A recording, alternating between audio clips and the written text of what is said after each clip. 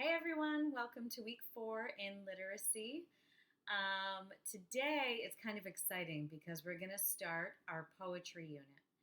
And before I explain anything to you, I want to share with you one of my very favorite poems that when I was younger, we had an assignment to memorize a poem where we had to present it in front of the whole class. And that's when I fell in love with the poet Shel Silverstein. Some of you may have heard of him. And he has a lot of really silly, funny poems. And so this is my favorite poem, and it's called Snowball. It goes like this. I made myself a snowball, as perfect as could be. I thought I'd keep it as a pet and take it home with me. I made it some pajamas and a pillow for its head, but then last night it ran away. But first it wet the bed. So that's one of his silly poems that he wrote. And I hope that in this unit, you will fall in love with poetry, and it can be fun, it could be sad, it can be informative. It's just like books. There's all different types of poetry that you can fall in love with. So, what we're going to start with today is learning about types of poems and writing a certain type of poem and thinking about descriptive words to do that. So, today we are actually going to learn about an acrostic poem. Okay? So, on a piece of paper or in your notebook, you want to draw this chart that kind of has a bigger space for your writing and a smaller space for where your picture is going to go. So, let me tell you the definition of an acrostic poem. An acrostic poem has letters of the topic that you're writing about written vertically. Okay, so that means that whatever topic I'm going to be writing about, I'm going to write those letters vertically. Each letter that I write forms the first letter of the word beginning each line. I'll explain that more in just a minute. And then last but not least, acrostic poems. So each letter that you have here, you can either write a single word or it could be a whole phrase. Okay? So what you're going to do today is first I've uploaded Story Online, a book to watch, and it's read by a famous person. And the book is about a dragon. And so today our acrostic poems are going to be about your favorite animal. So I thought this book was great because it's about a dragon who keeps coming into this little boy's sand castle at the beach. And it's really descriptive of the dragon. And so if you didn't know what type of animal was going into the sand castle, how would you describe it so that somebody would be able to guess? And that's kind of what we're going to do today with our poetry.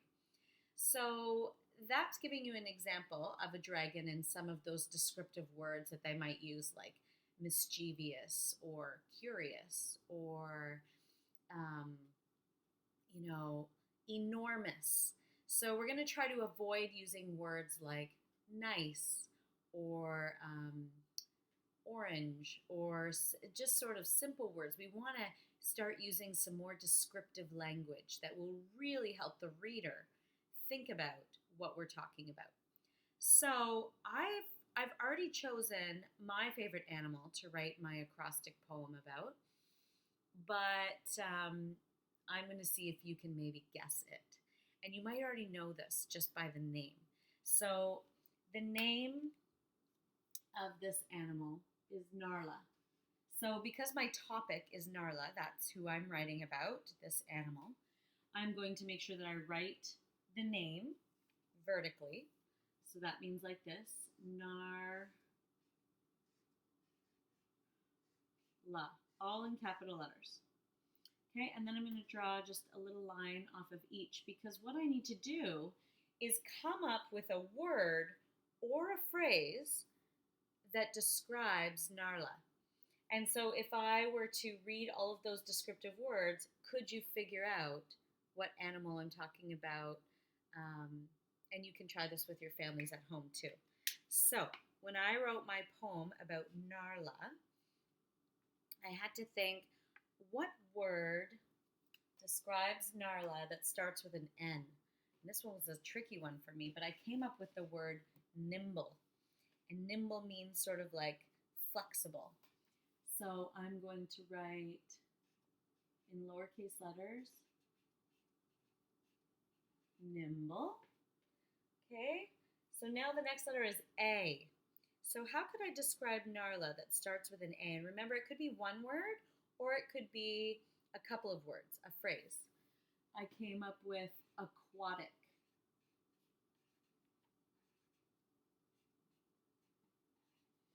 Are you beginning to guess what my favorite animal is? Or this is one of my favorite animals. R. Okay, so this one was tricky to come up with one word. So I'm thinking of a phrase.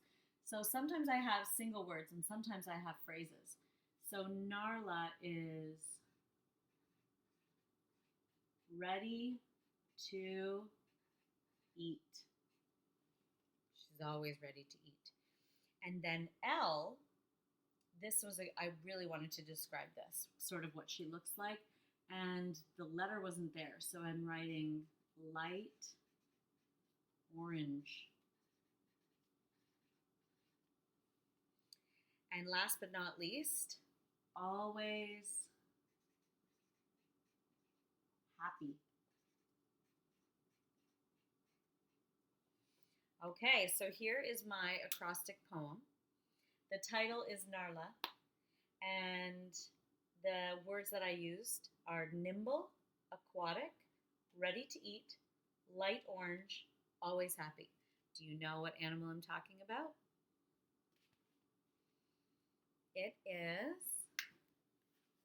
Narla,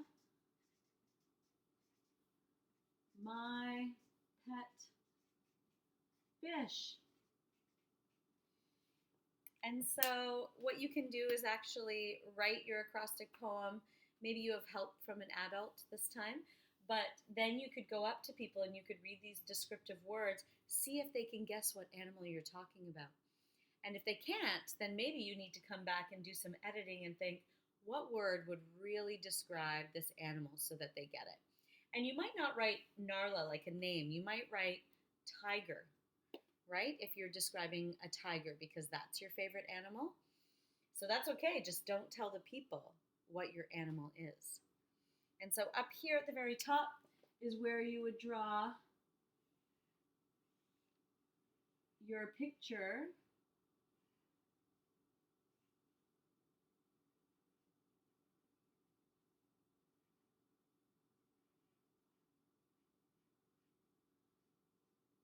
of your animal.